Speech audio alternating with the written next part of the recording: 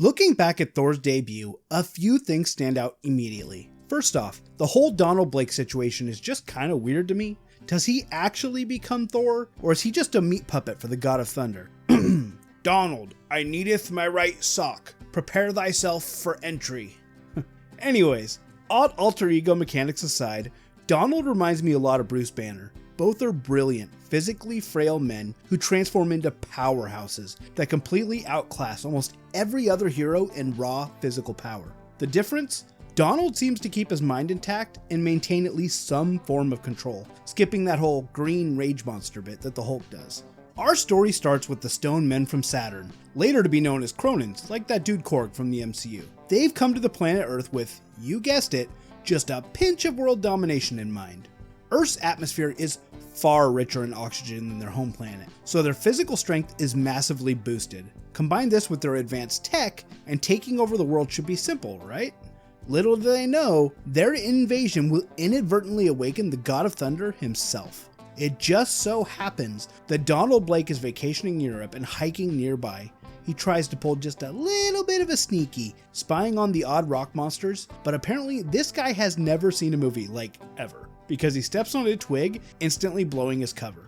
He flees into the mountains but loses his balance, drops his cane over a cliffside, and limps into a dark cavern. At first, it looks like a dead end, but as he leans against the rock wall in despair, he hits a hidden lever that opens a secret passageway. Pretty convenient.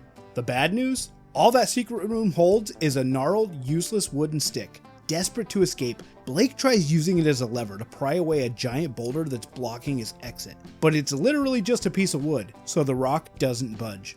In pure frustration, he slams the stick against the stone. A blinding flash of light erupts as both Donald and the stick transform. The gnarled wood morphs into a mighty warhammer inscribed with a very famous promise. Whosoever holds this hammer, if he be worthy, shall possess the power of Thor. Now with the powers of Thor, not only can he move the rock, he can lift it with ease. A quick test of his new powers shows that his hammer will return when thrown, is quite destructive, and can change the weather apparently. In fact, it performs all kinds of neat party tricks depending on the amount of times he taps it on the ground.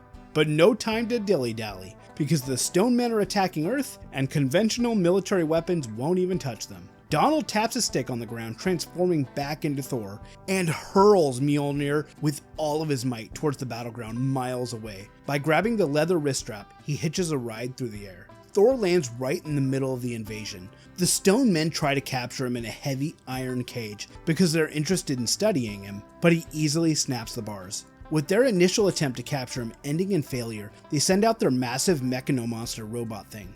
But Thor dismantles it in moments. Realizing that they are entirely outclassed by this awesome being, the entire fleet panics and abandons Earth. By the time the military arrives, confused, the threat is gone. All that's left standing in the clearing is a frail man with a cane. If you enjoyed the video, make sure to check out some of my other great 1960s Marvel content. I've got a fantastic one up on screen for you now.